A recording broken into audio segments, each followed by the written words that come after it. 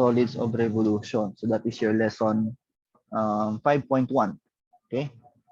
So kung nakaraang module ninyo sa chapter 4, di ba? Discuss sa inyo ni Sir Jeff ninyo on how to find for area under a curve and between curves. Okay? So dito naman, meron tayong given curve and then meron tayong siyempre boundaries. Okay? And then we will be rotating that along an axis. Di ba? Or about a fixed line. Okay? So, ang sabi dito, a solid of revolution is the figure formed when the plane region is revolved about a fixed line. So, either x-axis siya i-revolve or sa y-axis or on a certain line. Okay? May example tayo na hindi sa x or y-axis siya ni-revolve. Merong ni-revolve along x is equal to -1 yata, basta ganun. Okay? So, ang tawag sa fixed line na yon ay ang tinatawag nating solid of revolution. Okay? So, for short, we shall refer to the fixed line as axis. So, axis yung tawag doon. So, meron tayong tatlong methods for determining your volume of solid of revolution. So, we can use disk method, washer method, or shell method. So, we will be discussing these three methods, no? Okay? So first method is the disk method. So ano ba yung disk method?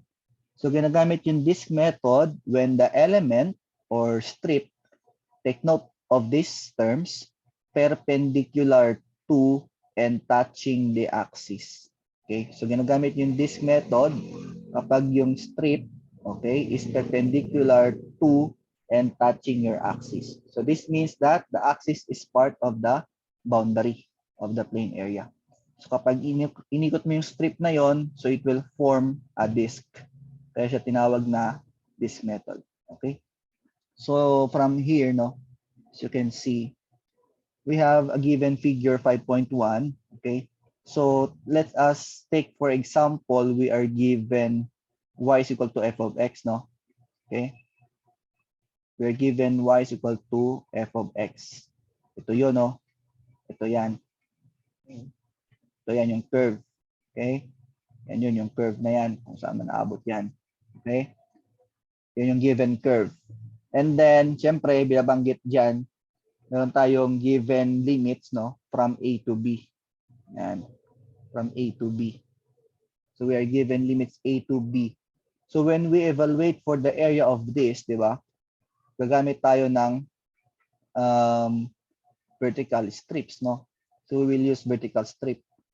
Okay? We use vertical strip. Okay? Pag ine-evaluate natin tong area nito. Okay? And then, if we revolve this along x-axis, ito, if we revolve this along x-axis, di ba? Ano mangyari? So, imagine niyo inikot natin to along x-axis, di ba? Makabuo ka ng, yan, no, disk. Makakabuo ka ng disk. Okay? Yan siya. Makakabuo ng disk and then you can now get the area. So kaya siya this method. So this method, no, perpendicular, okay, and touching your axis of revolution, no. So this touches your axis of revolution and then perpendicular. Okay? So this is an example na perpendicular sa x-axis. Okay? So to solve for the volume of your disk, no? So we need to use this formula, no? So V is equal to pi, the integral of pi times the square of your f of x. Okay? Yung f of x mo dito yung curve. Okay? Yung y is equal to f of x. So ang given natin dito is y is equal to f of x. Okay? So square nun. Okay? So we integrate that with respect to x with limits from a to b. Okay? So yung A to B mo yung limits natin. Ayan, no? A to B. Okay? For example tayo later, no? Paano naman kung ganito yung itsura? Okay? So kung kung ganito naman yung given mo, no? So you have a curve x is equal to uy Okay? So yung given mo naman is x is equal to u of y. Okay? So this means that your x is in terms of, your u is in terms of y. Di ba? So dito, may strip ka. Di ba? Ito yung strip natin. And then, nirevolve mo along y-axis. Di ba? So kapag nirevolve mo siya sa y-axis, okay, di ba? Touching siya doon sa axis of revolution mo. Di ba? Tapos, touching siya doon. Okay, pag inikot mo yan, okay, it will form a disk also. Okay, so, ganito yung itsura niya. Kukunin mo yung volume niyan. So, we now have volume is equal to the integral of pi times the square of uy with respect to y with limits from c to d. Okay, so ganyan natin siya kukunin. Okay, example tayo para makita ninyo. Okay. So, for example, 5.1, ano, yan sa modules ninyo. Ito kasi given na sa book yung ano figure. So, find the volume of the solid that is obtained when the region under the curve y is equal to square root of x over the interval 1, 4 is revolved about the x-axis. Okay? So, kung i-graph pa natin tong y is equal to square root of x, okay? So, dapat mag-graph nyo yan, no? Dapat marunong kayo mag-graph. So, gawa lang tayo ng for certain value of x, no? So, this will become, yan, no? Y is equal to square root of x. So, kapag yung x mo 0, no? So, your y is 0. Okay? And then, kapag yung x mo ay 1, okay? Ano magiging value ng y mo? So, that is square root of 1. Or, we have 1. And then, kapag 2, so we have square root of 2, or that is 1.414. Okay? Hanggang 4 tayo, no? Square root of 3, 1.732. And then yung 4 ay square root of 4, which is 2. So, kapag in-graph mo ito, okay? Yan. Pag in-graph mo to, so you have 0. So, 0, 0. Tapos, 1, 2, 3, 4 on your x. Tapos dito, 1, 2. 1, 2. Malayo lang, no? Okay, so yung 1 ay 1 din. Yung 2 ay square root of 2, bandang dito banda. Tapos yung 3 ay dito bandas, 1.732. Tapos dyan. Okay, so makita nyo, pataas siya, no? Oops, yan, pataas siya. Okay, tapos ang sabi, we have the interval 1, 4. So 1, 4. Ito yung interval natin. Tapos, we will be revolving it about the x-axis. Okay? O ito yung x-axis natin. So, revolve mo dyan, okay, with your strip, no?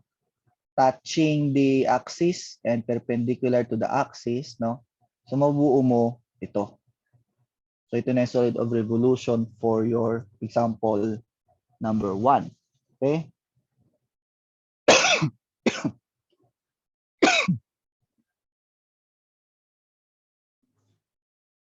Okay. So, meron tayo niya, no? So, ang kasunod natin dito, so, we can use yung ating disk method, no? So, we'll be using this method for this. So, from the disk method, ang formula natin ay, ano nga yung formula natin? So, we get the volume of that revolution, okay? Ano? So, we have, okay, V is equal to the integral of your pi times f of x squared dx. So, with your limits from a to b, okay? So, dito, yung given natin na curve, okay, yung ating f of x ay yung square root of x. So, dito, yung ating f of x ay yung square root of x. So, this denotes na f is a function of x, di ba? Hindi yan f times x, ha? So, yung f of x means f your f is a function of x. So, kaya ito, okay, mapansin nyo sa kabila, this is only in terms of your x, di ba? Kasi your f is a function of x. Okay?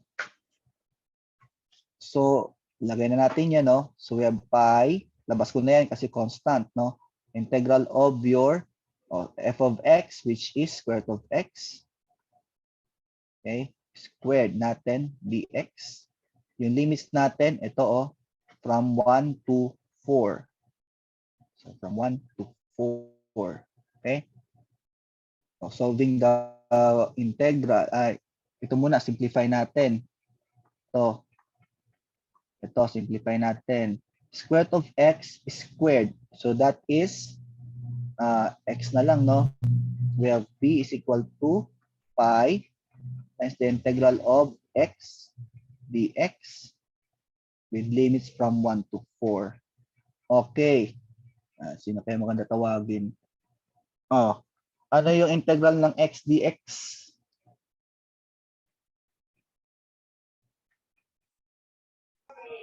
X squared over 2 po, sir. X squared over 2. Okay, very good. Tapos,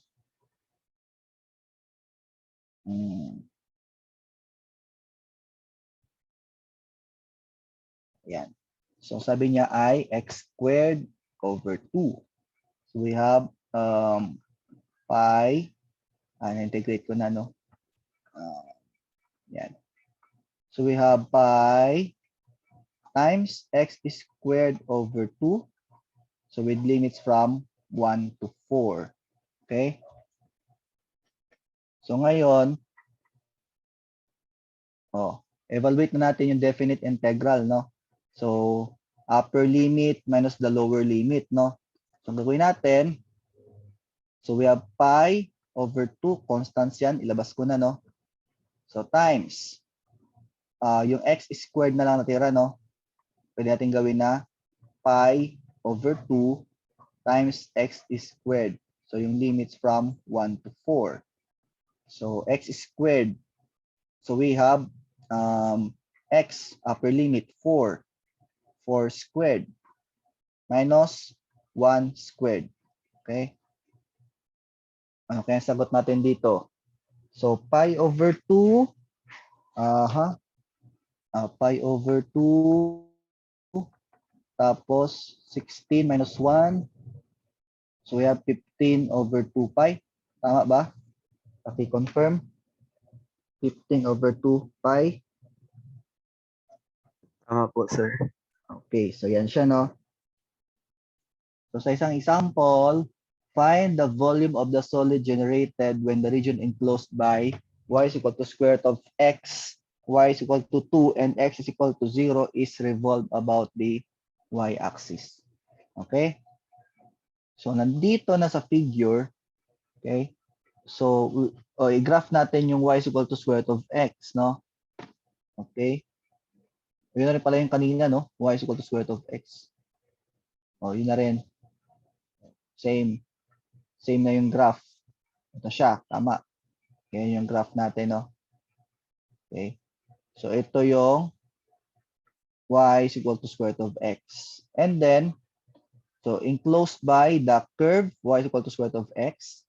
Tapos, y is equal to 2 and x is equal to 0. Okay? So, yung y is equal to 2, that is a line. Okay? Ito ay line.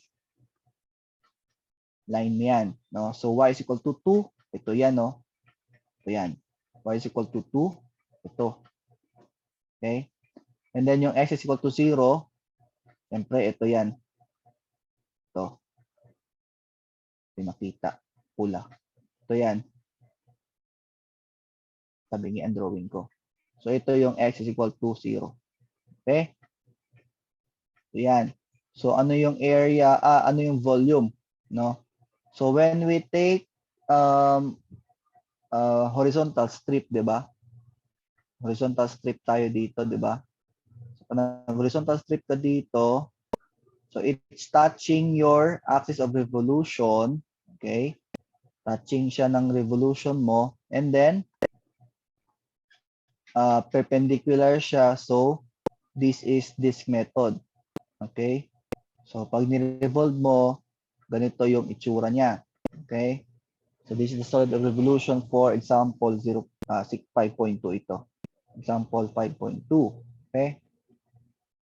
So, ang mangyari ngayon, so since ito ay ni-revolve about y-axis, iba na yung formula natin. Diba? So, ang magiging formula natin dyan, yung V is equal to, yung magiging formula natin is V is equal to pi, kung kanina ay f of x, ngayon ay in terms of y, u of y, okay, squared. So, dy na siya kasi we revolve it around the y-axis. And then limits from C to D. Okay? Tapos, kung mapansin natin, so in terms of y na yung ating variable dapat. Yung ating, ito yung u of y. In terms of y dapat yan. Diba? So, ang given is y is equal to square root of x. Ito ko sulat ha. So, we need it na dapat siya ay u of y. So, in terms of y, no? So, gagawin natin, square natin to, both sides, no? So, we have y squared is equal to x. So, itong y squared, yan na yung u of y. Okay, ito. So, we have y squared na. So, mangyari, so we now have pi, okay, so times y squared, and then squared pa, no? dy. So, ang limits, makita nyo dito, along y-axis yung limits, no? So, this is enclosed sa 0 hanggang sa dito sa 2. So, we have 0 to 2. Okay, so integrate natin yan. So, v is equal to, ayusin natin, pi, tapos y squared squared, so that is y to the 4th dy. So, ang limits mo from 0 to 2. Okay. So, tapos, y to the 4th, so pi, so y to the 5th over 5. Okay, so ang limits natin ay from 0 to 2. Or we can have this as pi over 5 times y to the 5th power. Okay, so ang limits mo ay from 0 to 2. Okay, okay, so ang sunod natin dyan, okay, ano na, evaluate natin siya. So we have pi over 5 times 2 to the 5th minus 0 to the 5th power. O, ang 2 to the 5th, 2, 4, ang sunod niyan, yun na, 32. Diba? 32. 2, 4, 8, 16, 32. So we have pi over 5. So ang 2 to the 5th, 32. So minus 0. So therefore, the volume is 32 pi over 5. So lagyan natin ng unit, no? Cubic units. Okay? So yan yung area. Okay? So tandaan nyo lang, kapag napansin ninyo, no? Kapag napansin nyo dito na yung nagawa nyong curve, no? And then, na sinabi, ni-revolve about the y-axis, di ba? Napansin nyo, touching siya doon sa y-axis, and then perpendicular siya doon. So, we use this method.